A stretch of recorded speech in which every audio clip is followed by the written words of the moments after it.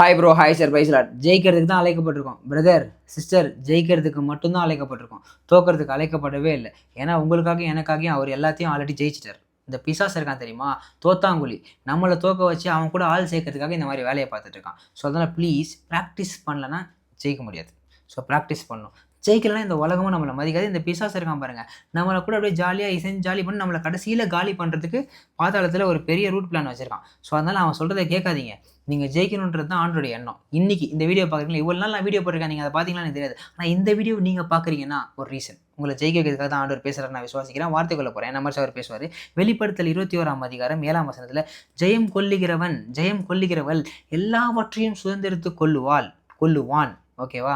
அதுக்கப்புறம் நான் அவன் தேவனாய் இருப்பேன், அவள் தேவனாய் இருப்பேன், அவன் என் குமாரனாய் இருப்பாள், குமாரத்தியாய் இருப்பாள். புரியுதா?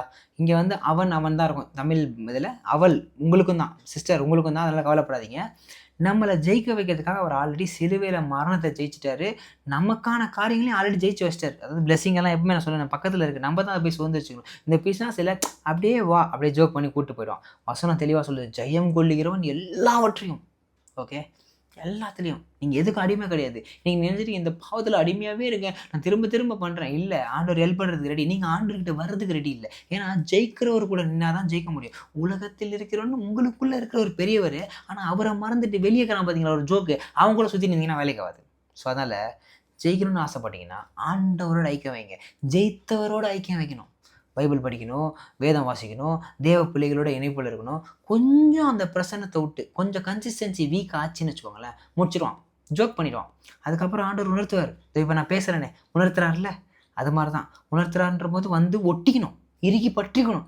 இல்லைன்னா முற்றிலும் ஜெயம் கொள்ள முடியாது. ஓகே, முடிவில் கூட்டு போய் பாத்திரத்தில் போட்டுருவான். ஸோ உஷாராயிடுங்க. உங்களை ஜெயிக்க வைக்கிறதுக்காக தான் இந்த வார்த்தை ஆண்டு நான் மறைச்சி பேசுகிறார். புரியுதா? புரியலாம், திரும்ப கேளுங்க, ரொம்ப தெளிவாக புரியும். பிரதர் சிஸ்டர், நீங்கள் வின் பண்ணணும். ஓகே, இவ்வளோ தூரம் வீடியோ கேட்டீங்கன்னா ஐ ஆம் the winner in Jesus name அப்படின்னு சொல்லி கமெண்ட் பண்ணுங்கள். ஓகே, இதனால் எல்லாம் வேணும். பத்திரிக்கை சூத்திரம் ஆமேன் இல்லையா? Love you. சர்ச்சுக்கு போக மறக்காதீங்க. God bless you.